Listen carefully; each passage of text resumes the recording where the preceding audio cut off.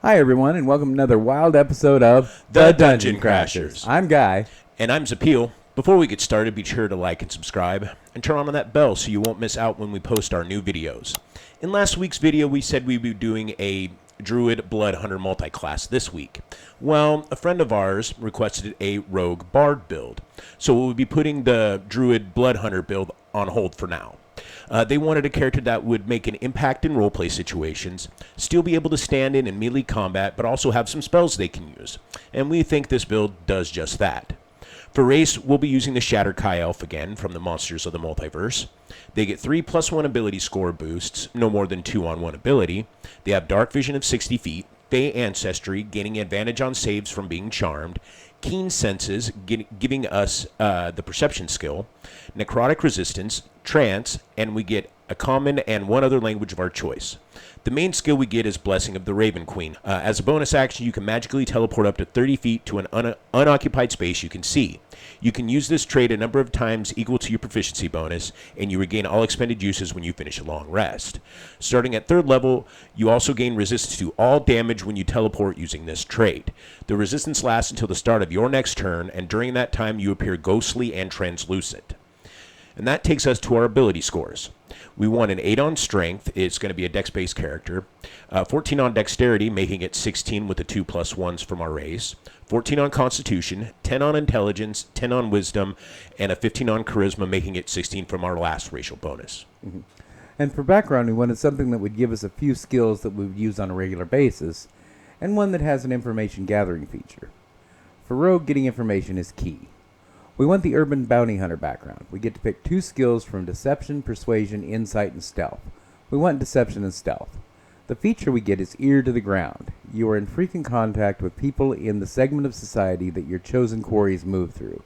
These people might be associated with the criminal underworld, the rough and tumble folk of the streets, or members of high society. This connection comes in the form of a contact in any city you visit, a person who provides information about the people and places of the local area. Mm-hmm.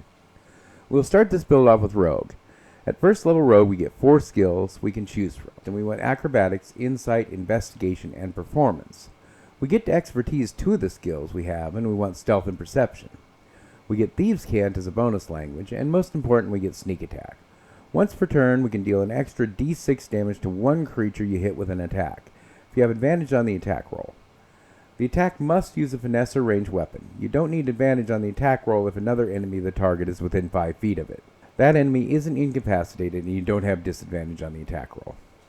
Our starting equipment will be simple: a rapier, short bow, studded leather armor, a musical instrument, explorer's pack, and thieves' tools. At 2nd level will be 2nd level of Rogue. We get Cunning Action. You can take a bonus action on each of your turns in combat. The action can be used only to take the dash, disengage, or hide action. And at 3rd level, we take Rogue level 3 to get our Roguish archetype, and we want Swashbuckler. Firstly, we get Rakish Audacity, and give ourselves a bonus to our initiative rolls equal to our charisma modifier. And we also gain an additional way to use our sneak attack.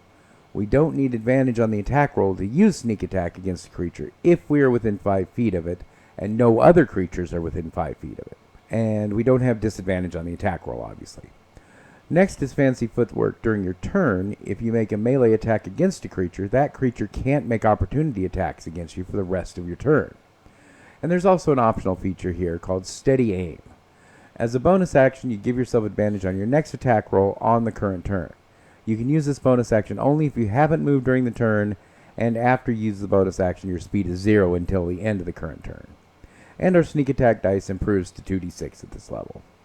And at 4th level, we'll take 4th level Rogue, getting an ability boost or feat, and we need to boost up our dex to 18. With how important dex and charisma are to this build, we will be mainly taking ability boost when we can. Yeah. At 5th level, we'll jump to Bard, and at 1st level Bard, we get 1 skill from the Bard list, and we want Persuasion. You could take Sleight of Hand if you want to be picking some noble's pocket, but we want Persuasion. We get Bardic Inspiration. You can use a bonus action on your turn to choose one creature other than yourself within 60 feet of you that can hear you. That creature gains 1 Bardic Inspiration dice, a d6 for now. Once within the next 10 minutes, the creature can roll the dice and add the number rolled to one ability check, attack roll, or saving throw it makes. The creature can wait until after it rolls the d20 before deciding to use the Bardic Inspiration die, but must decide before the DM says whether the roll succeeds or fails. Once the Bardic's Inspiration dice is rolled, it is lost. A creature can have only one Bardic Inspiration dice at a time. You can use this feature a number of times equal to your Charisma modifier, a minimum of 1, of course, and you regain all expended uses after you finish a long rest. We also get spellcasting. We get 2 cantrips known, 4 spells known, and 2 first-level spell slots. For cantrips, take Thunderclap and Vicious Mockery. And for the first-level spells, take Detect Magic, Healing Word, Silvery Barbs, and Tasha's Hideous Laughter.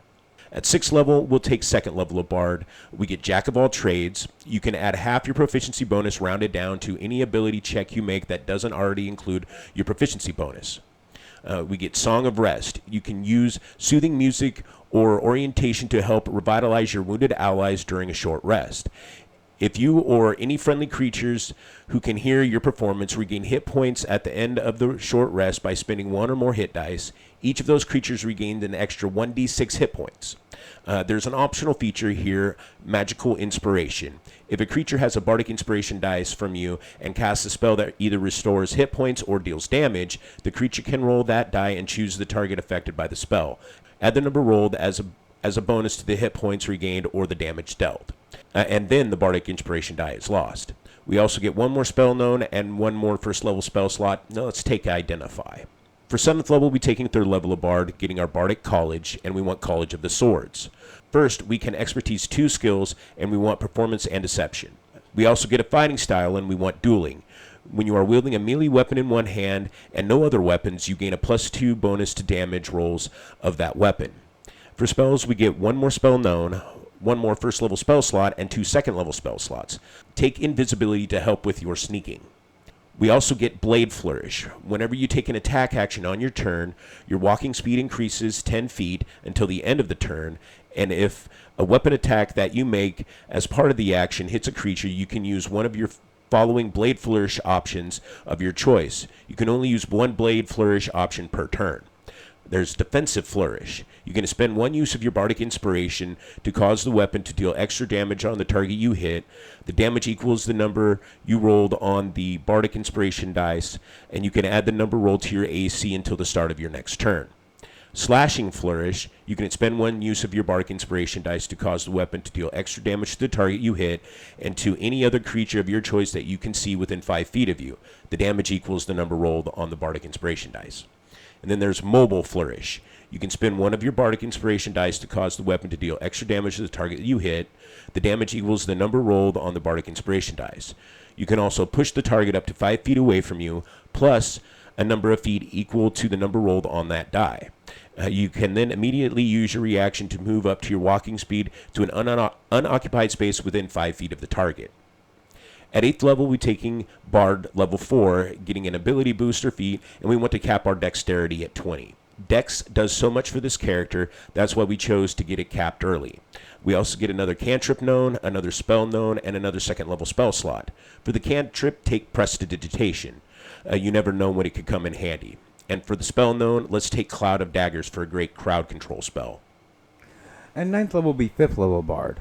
Our Bardic Inspiration die improves to a D8 at this level, and we get Font of Inspiration, gaining all of our expended uses of Bardic Inspiration when we finish a short or a long rest.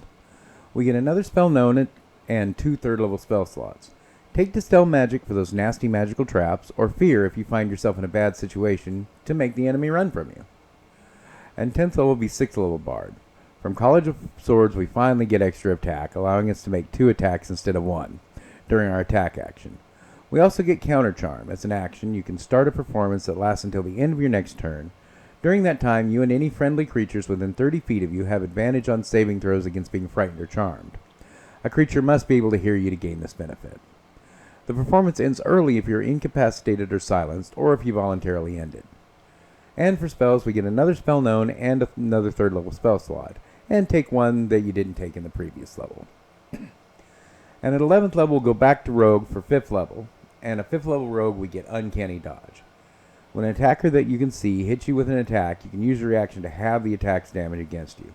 This is excellent since our armor class isn't the greatest, although we can pump it up with Blade Flourish. And also our sneak attack dice improved to 3d6 at this level. And at 12th level, we're taking 6th level Rogue. We get expertise in 2 skills, Investigation and Persuasion. This will make us really good at our non-social roles in the party. Mm-hmm. And 13th level is 7th level rogue, and we get evasion.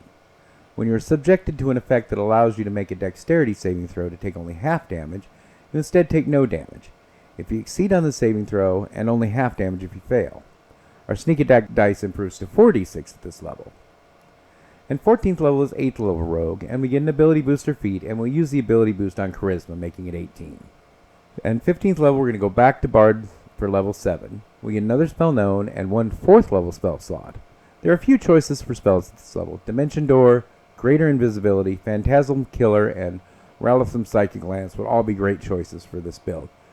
Greater Invisibility is great for the style of combat you're doing. It kind of makes your enemies pretty powerless against you. Mm-hmm. At 16th level, we take our last Bard level. At 8th level Bard, we get an ability booster feat, and we want to use it to cap our charisma at 20. We also get another spell known, another 4th level spell slot. Take one of the options we mentioned in the previous level that you didn't already take. 17th level will be 9th level of Rogue. From Swashbuckler, we get Panache. As an action, you can make a Charisma Persuasion check contested by the creature's Wisdom Insight check. The creature must be able to hear you, and the two of you must share a language. If you succeed on the check and the creature is hostile to you, it has disadvantage on attack rolls against targets other than you and can't make opportunity attacks against targets other than you. Effect lasts for 1 minute until one of your companions attacks the target or affects it with a spell, or until you and the target are more than 60 feet apart. If you succeed on the check and the creature isn't hostile to you, it is charmed by you for 1 minute. While charmed, it regards you as a friendly acquaintance. This effect ends immediately if you or your companions do anything harmful to it. Also, our sneak attack dice improves to 5d6 at this level. At 18th level will be 10th level of Rogue. We can take an ability booster feat at this level, and we'll be taking the defensive duelist feat. You can use your reaction to gain proficiency bonus to your armor class when wielding a finesse weapon. This will be very helpful since our armor class is low. At 19th level, we'll be taking 11th level of Rogue, and we get Reliable Talent. Whenever you make an ability check that lets you add your proficiency bonus, you can treat a d20 roll of 9 or lower as a 10. Also, our sneak attack dice improves one last time to 66 at this level. And finally, at level 20, we will take 12th level Rogue. We get our last ability booster feat. At this level, if you find yourself low on hit points, you could take the tough feat. Or if that's not a concern, you could take the lucky feat. With that, you can reroll a d20 roll you make or an attack against you 3 times a day. This will be very helpful in many situations. Mm-hmm. And with this build, you should be the first to go in combat. Your initiative is 13. With your rapier, it can do a d8 plus 66 sneak attack, plus 1d8 from the slashing blade flourish. You can do a decent amount of damage. Mm-hmm. You have plenty of attack spells and support spells you can use at range, with a little bit of healing added in, just in case. I really like how versatile this build is. Bards always have that going for them, and so do rogues, and the combination is amazing. We have 6 expertise skills, 8 total skills, and jack-of-all-trades for everything else. We are very persuasive and a force in melee. We can scout if we need to, give inspiration to our friends, and have spells both for attack, healing, and support. Mm-hmm. Now, we often add magic items to our build. These are just things we think could be cool for the character. What you actually get depends on your DM and the campaign. We give 1 very rare or legendary item, 2 rare, and 3 uncommon to a level 20 character. Now, this character is versatile enough that it doesn't need anything in particular, so we're going to be a bit stylish with our choices. At very rare, we want a Sword of Dancing. As a bonus action, we can release the sword, and it will attack creatures of our choice, using our attack rolls and ability modifier. We can also use a bonus action on our turn to move it 30 feet, and it can still attack. After the 4th time it attacks, it flies back to our hand, or lands at our feet if we can't pick it up. At rare, we want Brace of Defense, so that we can be well protected but still look fashionable. And using our last attunement slot, we want a Cloak of Displacement, giving enemies disadvantage on attacks against us. And now at uncommon, we need a backup weapon for when our sword is off fighting by itself, and I think a whip +1 would be a good choice. But a dagger would work as well, and if you like, you could even use a second rapier. Yeah. A Helm of Comprehending Languages is very handy for a character that prefers to talk his way out of trouble. Maybe your DM will let it be stylish hat instead. And Gloves of Thievery will help us when we need to be a little bit underhanded. Yeah. We hope our friend enjoyed this build and it lives up to their expectations. If you have any questions, comments, or build ideas, please leave them in the comments section below. Next week, we'll be doing a simple champion fighter, so look forward to that. And until next time, cheers.